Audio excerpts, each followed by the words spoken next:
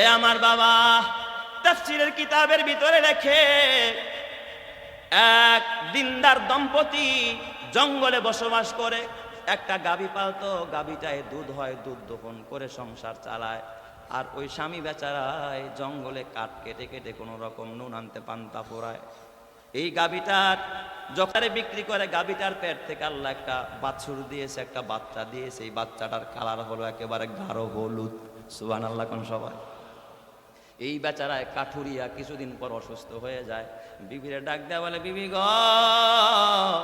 ঘরে তেমন খাবার নাই, ভাত নাই, কাপড় নাই, কোন রকম কাঠ কেটে আর দুধ বিক্রি করে আমাদের সংসার চলে। বিবি আমার চিকিৎসা কেমনে করাবো, দুরারোগ্য ব্যাধি ধরা পড়েছে, ডাক্তার বলেছে। বিবি বলে, স্বামী আমার চিন্তা নাই, এই গাভীটা আপনি বাজারে বিক্রি করে দেন। স্বামী বেচারায় গাভীটা বিক্রি কইরা, বাজারে বিক্রি কইরা তারপরে চিকিৎসা চালায়, কিন্তু সুস্থ হয় না। গাভী বিক্রি করছে কিন্তু ওই হলুদ কালারের বাছুরটা বিক্রি করে নাই। স্বামী বলে, বিবি গো, এই বাছুরটা রাখলাম আমার সন্তানের জন্য, আল্লাহ যেন এই বাছুরটা দিয়ে আমার সন্তানকে বরকত দেয়। জোরে কোন সুবহানাল্লাহ। মা বাবার দোয়া।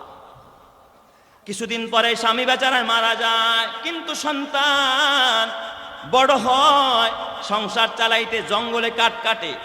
এবার স্বামী বেচারা এন্তেকালের আগে বিবিরে ডাক দেখা, বিবি এই বাছুরটা তো তুমি পর্দা করো, বাহিরে যাইতে পারবা না, ছেলেও তো ছোট মানুষ, বাহিরে যেতে পারবে না, একটা কাজ করো, আমি বাছুরটাকে আল্লাহর কাছে আমানত রেখে যাই।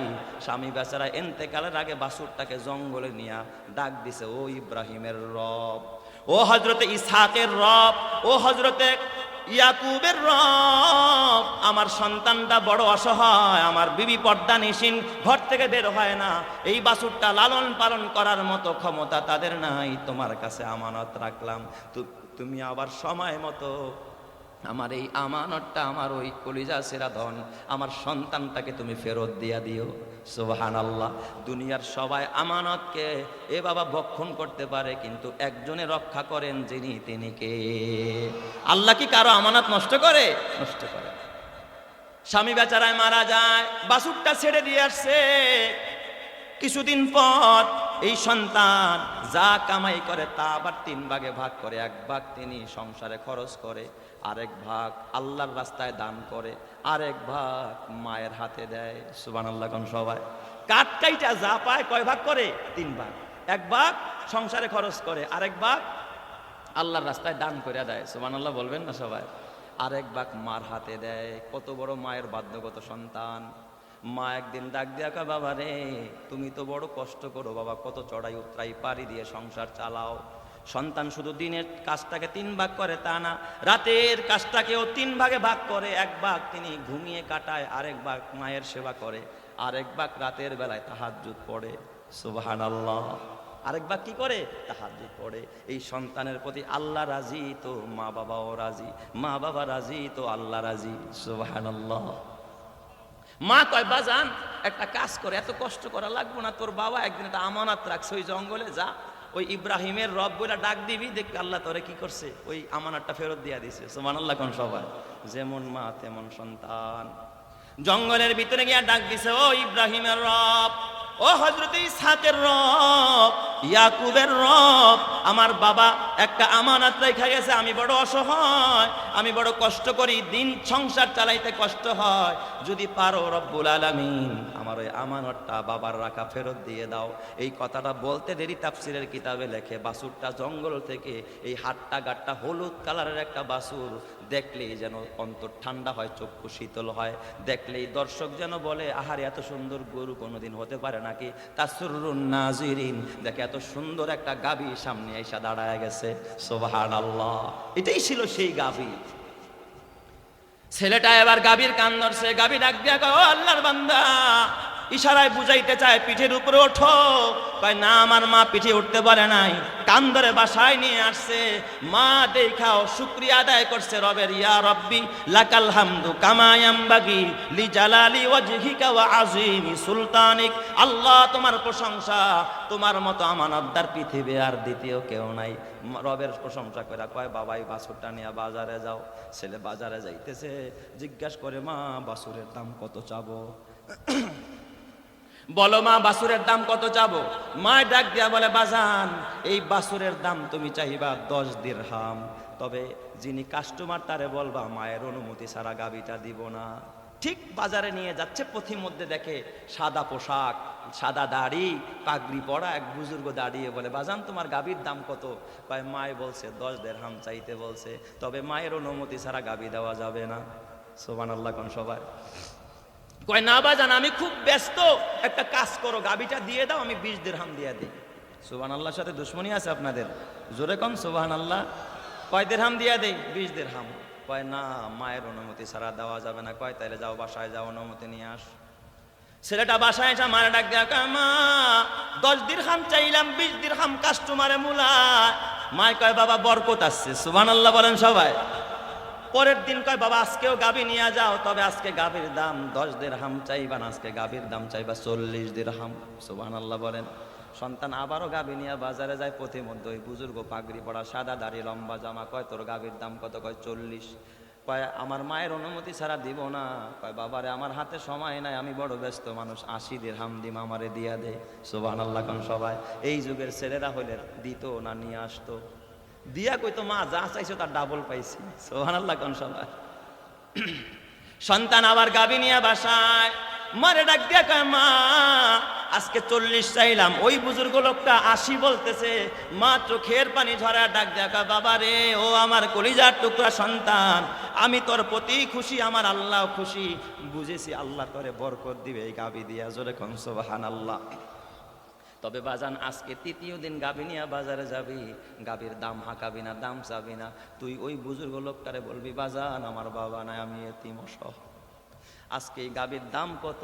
আমার মা আপনার কাছ থেকে দামটা যাই না যাইতে বলছি, আমি আজকে দাম চামো না, আপনি শুধু দামটা বলে দেন দাম কত। ছেলেটায় বাজারের দরজায় দাঁড়াইয়া দেখে আজকে ওই বুজুর্গ গাবি কিনতে আসছে। ছেলেটায় চোখের পানি ফালাইয়া ডাক দিয়া কয় আল্লাহর গোলাম, এই জমিনে আমার বাবা নাই, আমি একটা এতিম, আমার মা বড় অসহায়, জঙ্গলের কাঠ কেটে কেটে আমি সংসার চালাই, 1 ভাগ সংসারে খরচ করি, আরেক ভাগ আমি আল্লাহর রাস্তায় দেই, আরেক ভাগ আমার মায়ের কাছে জমা দেই। আমি রাতের সময়টা 3 ভাগে ভাগ করি, 1 ভাগ ঘুমায়া কাটাই, আরেক ভাগ মায়ের সেবা করি, আরেক ভাগ আমি তাহাজ্জুদের নামাজ পড়ি। আমি বড় অসহায়, গাবির দাম আমিও জানি না, আমার মায়েও জানে না। আল্লাহর গোলাম আপনি দয়া করে মায়া করে গাবিটার মূল্য কত, দাম কত, আমি কত দাম চাইলে আমি ঠকবো না, আপনি একটু বলে দিয়ে যান। জোরে জোরে কন্না আল্লাহু আকবার। বিকদরি কাদ্দিন তুকতাসাবুল মালি মান তলাবাল উলা সাহিরাল লায়ালি। বুজুর্গ তাড়াতাড়ি একটু দামটা বলে দিয়ে যান। বুজুর্গ লোকটা তখন হঠাৎ করে অদৃশ্য হয়ে গেলেন, চোখের আড়াল হয়ে গেলেন। ডাক দিয়া বলে এ গোলাম, আমি দুনিয়ার কোনো কাস্টমার নয়, আমি দুনিয়ার কোনো মানুষ নয়, আমি আসমানের কাস্টমার, আমার নাম হযরতে জিবরাইল। জোরে কান্না আল্লাহু আকবার। আলহামদুলিমান কদ্দারা খাইরা ওয়া কবালা, আলহামদুলিমান কদ্দারা খাইরা ওয়া কবালা, والشكر لمن صور حسنا وجمالا لا زد ولا ند ولا حد لمولا الآن كما كان ولم يلق زوالا لا قبل ولا بعد ولا وقت زمانا لا حاجب ولا مانع لله تعالى لا تشرك في الله ولا رب سواه لا والد ولا ولد ولا أم لا خالا فرد صمد عن صفة الخلق بريء رب أزلي خلق الخلق كمالا জোরে জোরে কন্না আল্লাহু আকবার। আমার নাম জিব্রাইল, আমি কাস্টমার না। এ যুবক শুনে রাখ, এই গাবি আর বাজারে উঠাবি না। বনি ইসরাইলের 6 সদস্য গোটা দুনিয়াটা ঘুরতেছে এই গাবির সন্ধানে। ও জিব্রাইল বলো আমি দাম কত চাবো? বলবি জবাই কইরা চামড়া বিছাইলে এই চামড়ার ভিতরে যেই পরিমাণ স্বর্ণ আটে এই পরিমাণ আমার গাবির মূল্য। জোরে জোরে কন্না আল্লাহু আকবার। এত বরকতের ব্যবস্থা করছেন যিনি, তিনি কে? আল্লাহ। এবার যখন ওই 6 কাস্টমার আইসা দাম চায়, ছেলেটা বলল চামড়ায় যত স্বর্ণ আটে এই পরিমাণ দাম। তারা এই টাকা দিয়েই কিনে নিয়ে গেছে। ফাজাবাহুহা, এরপরে তারা জবাই করেছে। ওয়ামা কাদু ইয়াফালুন, কিন্তু এই কাজ করার জন্য তারা কোনোদিন উপযুক্ত ছিল না যদি ইনশাআল্লাহ না বলতো। কথা ঠিক না ব্যাঠিক যারা কান?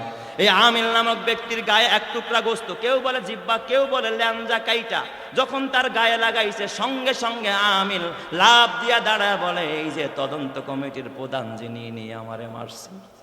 আল্লাহ যদি এই সিস্টেম, এই থার্মোমিটার এখনো দিত, তাইলে অতীত যুগে যত হত্যাকাণ্ড আছে, পিলখানা সহ, শাপলার চত্বর সহ সকল হত্যাকাণ্ডের হোতা যারা, তাদের নাম অকপটে বলে দিত। কথা ঠিক না ব্যাঠিক যারা কার? এ যুবক ভাই, হাতে পায়ে ধরা বলা যায়, তবে ওই রকমের নেককার সন্তান বানাইতে হবে। আমি আর সময় নিব না, কয়েক মিনিটে শেষ করব, খুব খেয়াল করেন। আমার জীবনের একটা চোখে দেখা বাস্তব ঘটনা শোনাই। গত 2-3 মাস আগে আমার এক প্রোগ্রাম উত্তরবঙ্গে, সেই মাদ্রাসায় গেলাম। 3 বছরের হাফেজে কোরআন ছাত্র যারা, আমি এখানে আস্তে আস্তে শুনেছি মধুপুরের হাফেজে কোরআনের আলেমেরা পাগড়ি নিছে কি নাই? পীর সাহেব হুজুর নিজের বরকতি হাত দিয়া তাদেরকে পাগড়ি পরাইছে। আমি ছোট মানুষ, ওই মাদ্রাসার প্রধান বক্তা, প্রধান মেহমান ছিলাম। পাগড়ি দেওয়ার জন্য যখন ছাত্ররা সিরিয়ালে আসছে, একজনে দাঁড়ায় দাঁড়ায় নাম ঘোষণা করতেছে, হাফেজ ছেলেরা, হাফেজিয়া মাদ্রাসা আর কি, হাফেজদেরকে পাগড়ি দেওয়া হবে, 3 বছরের একবারে দিবে। প্রায় 35-36 জন ছাত্র লাইন ধরে দাঁড়াইছে। প্রথমেই ডাকতেছে মুআজ, যেই ছেলে পাগড়ি নিবে কয় মুআজ, হাফেজ মুআজ, আবার বলে রহমাতুল্লাহ আলাই। যখন এই কথাটা বলছে, আমার হৃদয়ের মধ্যে এফেক্ট, আরে রহমাতুল্লাহ আলাই বললো, তার মানে ছেলেটা তো মনে হয় বেঁচে নাই। পাগড়ি দেখি এক সাইড থেকে একজনে খুলে দেয়, সব হুজুররা, মুরব্বী যারা, হাতায় হাতায় আমার কাছে দিতেছে। আমি বললাম কই মুআজ কই? কয় হুজুর মুআজ তো মাদ্রাসার গেটের সামনে ওই কবরস্থানে ঘুমায়। তাহলে আমি বললাম এই পাগড়ি আপনি কারে দিবেন? কয় মুআজের মা পর্দার আড়ালে বসে আছে, এই পাগড়িটা আমরা পর্দার আড়ালে মুআজের মায়ের হাতে পৌঁছায়া দিব। সুবহানাল্লাহ। হাফেজে কোরআন সন্তান কবরে শোয়া, মা পর্দার আড়ালে পাগড়ি নেওয়ার জন্য আসছে। আমার হৃদয়টা যেন চৌচির হয়ে যায়। খানা খাইতে গেলাম, এ আমার বাজার, এই কথাটা ওরা আমারে যখন বলেছে, খানা খাওয়ার সময় মোহতামিম সাহেব আমাকে খানা হাত দিয়া উঠাইয়া দিচ্ছিল। আমি জিজ্ঞাসা করলাম, মোহতামিম সাহেব আপনার মুআজের কি হয়েছিল? মুআজ কেমনি এত তাড়াতাড়ি চলে গেল? কথাটা জিজ্ঞাসা করতে একজন বাবা ও সন্তানের জন্য এইভাবে কাঁদে না, যেইভাবে মাদ্রাসার মোহতামিম সাহেব এই বাচ্চা মুআজের জন্য কেঁদেছে। হাউমাউ করে কান্না দিছে বাচ্চাদের মতো। পাশে হাফেজ সাহেব বসা, বড় হাফেজ সাহেব, সেও কাঁদে। আমি বললাম ব্যাপারটা কি? আপনাদের মাদ্রাসার ছাত্র মুআজ ইন্তেকাল করেছেন, আপনারা কাঁদেন কেন? কয় ওস্তাদ আপনি জানেন না, এটা ছাত্র না, আমাদের মাদ্রাসার হীরার টুকরা ছিল। আমাদের মাদ্রাসার জন্য বড় নিয়ামত ছিল, আমরা এই নিয়ামত শূন্য হয়ে গেছি। আমি বললাম এমন কি গুণ যেই গুণের কারণে আপনি কাঁদেন? কয় হুজুর এই মুআজ নাবালেগ অবস্থায় হাফেজে কোরআন হয়েছে, মাত্র 18 মাস, 1.5 বছরে মুআজ আমার মাদ্রাসায় হাফেজে কোরআন হয়েছে। এই হুজুর মুআজরে পড়াইছে। মুআজের এত আমল, জীবনে কোনোদিন পাগড়ি ছাড়া নামাজ পড়ে নাই। মুআজ তাকবীর উলা ছাড়ে না। আমি বললাম হঠাৎ করে মুআজ চলে গেল, পাগড়িটাও নিতে পারলো না। কয় হুজুর 2 মাস আগে ইন্তেকাল করেছে। আমি বললাম মুআজের এমন কি রোগ হইল হঠাৎ চলে গেল? কয় হুজুর ডেঙ্গু জ্বর হয়েছিল। এই মুআজ এত আমল করে, হুজুর মুআজের আমলটা শুনবেন না। এই কথা বইলা দেখি মোহতামিম সাহেব এই তার কোমর থেকে চাবি বের করে ডেস্ক খুলতেছে, ডেস্ক থেকে দেখি একটা কাগজের টুকরাই না আমার হাতে দিয়েছে। আমি বললাম এটা কিসের কাগজ? মোহতামিম সাহেব ডাক দিয়া কয় হুজুর এটা মুআজের মায়ের দেওয়া একটা চিঠি। মুআজের মা এই পত্রটা আমার কাছে পাঠাইছে মোহতামিম বরাবর। আমি চিঠিটা পড়তেছিলাম আর অজরে আমার ভাতের লোকমা মুখে যাইতেছিল না। মুআজের মা লাগছে, ওস্তাদ আমার স্বামী, আমার একটা ছেলে, এটা মুআজ হলো বড় ছেলে, ছোট একটা মেয়ে, 2 সন্তান রাইখা আমার স্বামী কয়েক বছর আগে ইন্তেকাল করে। আমি মা অসহায়, এই মুআজ আর আমার ছোট্ট মেয়েটাকে নিয়ে আমি কোন রকম নুনান্তে পান্তা পোড়াই, চড়াই উতরাই পাড়ি দিয়ে আমি কোন রকম এই ঘর করতেছিলাম। ওস্তাদ আমার মুআজ এত বড় আমলি, জীবনে আমার ঘরের ভিতরে প্রথম একটা টেলিভিশন ছিল। আমার মুআজ তখন হেফজখানায় উঠছে, বাসায় যখন আসতো বলতো মা ঘরে টেলিভিশন থাকলে আর কোনোদিন তোমার বাসায় আসবো না। হুজুর আমার মুআজের কারণে আমি ঘর থেকে টেলিভিশন সরায় দিচ্ছি। আমার মুআজ যখন পরীক্ষার ছুটিতে বাসায় আসতো, আমরা মাঝে মধ্যে মোবাইল দেখলো, আমার মুআজ জীবনে মোবাইল চাইতো না। বলতো মা আজান হয়ে গেলে একা একাই মসজিদে যাইতো, আমারে বলতো মা ফজরের নামাজের জন্য আমারে মসজিদে আগায়া দিয়ে আসো, কুকুর আছে রাস্তা। হুজুর মুহতামিম সাহেব বলে, হুজুর এই মুয়াজ এত মেধাবী, হেফজখানায় সে মুমতাজ হয়েছে আমাদের বেফাক বোর্ডে। এই মুয়াজ যখন তাইসির জামাত পড়লো, দ্বিতীয় বছর তাইসিরেও সে স্নান করেছে। মুয়াজ এত মেধাবী ছাত্র, পুরা মাদ্রাসায় ও 1 নম্বর ছাত্র। এই মুয়াজের জন্য এমন কেউ নাই এই মাদ্রাসার কাঁদে না। কয় উস্তাদ এই মুয়াজের মা চিঠিতে লিখছে, হুজুর আমার ছোট্ট মুয়াজ যখন এই যে 2 মাস আগে যখন ডেঙ্গু জ্বর হয়, ওস্তাদরা চাইছে মুয়াজরে বাসায় পাঠায়া দিবে, যে মুয়াজ বাসায় চলে যাও, চিকিৎসা নাও, মায়ের আদর নাও। মুয়াজ একটা কথাই কয়, হুজুর বাসায় গেলে জামাতের সাথে নামাজ পড়া হবে না আমার, আমি জামাত পাবো না, এই জন্য আমি বাসায় থাকবো না, আমি বাসায় যাবো না, মাদ্রাসায় থাকবো। হুজুর ঠিক মৃত্যুর আগের দিনও জোহরের নামাজটা জামাতের সাথে পড়েছে। রাতের থেকেই তার অবনতি। সকালবেলা আমরা হসপিটালে নিয়ে গেলাম, সেই হসপিটালে এই মুয়াজকে আইসিইউ লাগানো অবস্থায় ইন্তেকাল করেছে। হুজুর মুয়াজের লাশটা আমাদের ঘেটেই আমাদের পারিবারিক কবরস্থানে দাফন করা, বাসায় নিতে দেই না। আমি বললাম তাইলে মুয়াজের মা পাগড়ি দিয়া কি করবে? কয় হুজুর বড় হাফেজ সাহেবের সাথে কথা বলছে মুয়াজের মা ডাক দিয়া বলছে, আমার মুয়াজ তো নাই, কবরে চলে গেছে, পাগড়িটা আমি মাকে দিবেন চাইছিলাম, আমার মুয়াজ আমার জানাজা পড়বে, আমারে কবরে নামাবে, এটা যখন হলো না, আমার মুয়াজের এই পাগড়ি দিয়া আমি মাকে কাফন পড়াবেন। আমি আমার উত্তরসূরিদেরকে বলে যাব, আমার যারা উত্তরসূরি থাকবে, আমি মা যেদিন ইন্তেকাল করব, আমি মাকে যেন বাজারের কাফনের কাপড় দিয়া আমার কাফন পড়ানো না হয়, আমি মাকে যেন আমার ছোট্ট মুয়াজ এই হাফেজে কোরআনের মাথার যে পাগড়িটা পেয়েছে, এই পাগড়ি দিয়া যেন আমি মাকে কাফন পড়ানো হয়। এ আমার বাবা কত বড় স্বপ্ন ছিল মুয়াজের মায়ের। এ যুবক ভাই, আজকে তুমি নিজে আলেম হইতে পারলা না, সন্তানরে আলেম বানাইতে পারলা না, ও বাবা আলেমের একজন খাদেম হইতে পারলা না, বন্ধু হইতে পারলা না, কি নিয়ে কবরে দাঁড়াইবা? কেমন ছিলেন মুয়াজের মা? আমার তো বাবা ওই জায়গার ভিতরে আল্লাহর নবীর ছোট্ট সাহাবী হযরতে মুআজ ইবনে জাবালের কথা আমার মনে পড়ে গেছে। যেই মুআজের হাতটা ধরে নবী বলেছে, ওয়াল্লাহি ইন্নী লা উহিব্বুকা ইয়া মুআজ, হে মুআজ আমি তোমারে বড় ভালোবাসি। আল্লাহর নবী নিজে মুআজরে বলছেন, মুআজ আমি তোমারে ভালোবাসি।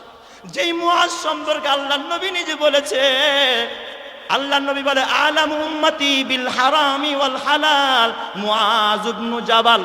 কয় আমার সাহাবাদের ভিতরে হালাল হারাম তমিজ করার মধ্যে 1 নম্বরে ছিল হযরতে মুআজ। সুবহানাল্লাহ জোরে কান সবাই। আমি বললাম, ওস্তাদ নামের সাথে দেখছেন নি কাজের কত মিল? এই মুআজটাও সেও কোনোদিন গুনাহ করে নাই, হারাম থেকে বেঁচে ছিল মুআজ। আল্লাহ যেন এই মুআজের মতো সন্তান ঘরে ঘরে পয়দা করে দেয়, জোরে কান আমিন।